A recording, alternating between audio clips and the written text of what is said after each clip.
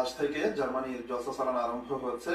সেখানকার সমস্ত অংশগ্রহণকারীদের দোয়া করা উচিত যে আল্লাহ তাআলা যেন তাদেরকে জলসার উদ্দেশ্য পূর্ণ করার তৌফিক দেন, এবং শুধুমাত্র মেলা মনে করে তারা যেন এখানে একত্রিত না হন, বরং এই দিনগুলোতে নিজেদের জ্ঞানগত, ব্যবহারিক এবং আধ্যাত্মিক উন্নতির চেষ্টা করুন এবং অনবরত চেষ্টা করতে থাকুন। এই দিনগুলোতে বিশেষভাবে জিক্রে ইলাহি এবং দোয়াতে সময় কাটান, যেখানে নিজের জন্য, নিজ পরিবারের জন্য, ভবিষ্যৎ প্রজন্মের জন্য দোয়া করবেন, সেখানে জামায়াতের উন্নতি এবং সমস্ত বিরোধীর অনিষ্ট থেকে রক্ষা পাওয়ার জন্য এবং তাদের অনিষ্ট দূর হওয়ার জন্য দোয়া করুন। আল্লাহ তাআলা তাদের অনিষ্ট থেকে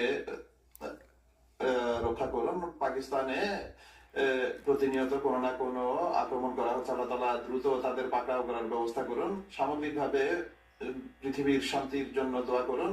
জগৎবাসী নিজ আমলের কারণে নিজেদের ধ্বংসের দিকে অগ্রসর হচ্ছে। আল্লাহ তাআলা আমাদের এই ভয়াবহ ধ্বংসযজ্ঞ থেকে রক্ষা করুন। ফিলিস্তিনি অধিবাসীদের জন্য দোয়া করুন। ইসরায়েলি সরকার অত্যাচারের চরম সীমা পার করে গেছে। মনে হচ্ছে ফিলিস্তিনিদের এই পৃথিবী থেকে নিশ্চিহ্ন করে দিতে চায় তারা। নিরপরাধ শিশু, নারী, বয়স্ক এবং অসুস্থদের উপর অত্যাচারের সব সীমা ছাড়িয়ে গেছে। এখন তো পৃথিবীর কোন কোন সরকারও এই কথা বলতে আরম্ভ করেছে এটি অন্যায় হচ্ছে, এটি বন্ধ করে, কিন্তু ইসরায়েলের সরকার এটি শুনতে মোটেই প্রস্তুত নয়। এসব কথা সম্পদ এবং শক্তির অহংকার তাদেরকে অত্যাচারের চরম সীমায় উপনীত করেছে। মুসলমানদের বা মুসলমান সরকার যারা রয়েছে তারা কিছুই করছে না।